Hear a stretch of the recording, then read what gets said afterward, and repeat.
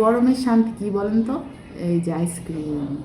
কিন্তু আইসক্রিম আমি সচরাচর কিনে খাই না, বাসায় বানাই খাই। আজকে মামা নিয়ে আসছে, তাই খাবো, ভাবলাম আপনাদের সঙ্গে একটু শেয়ার করি। আর এই যে আইসক্রিমের বাটিটা দেখতেছেন, এটাতে আমি কখনো খাই নাই, আজকে প্রথম খাবো।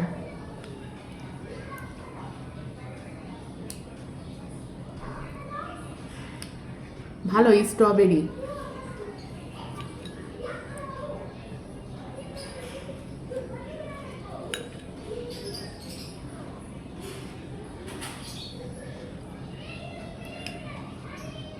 বাসায় দুধ দিয়ে আইসক্রিম বানাইলে এর থেকে বেশি টেস্ট হয়, কেন আমি বুঝি না।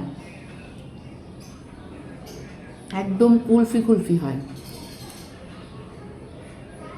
এটাও মজা।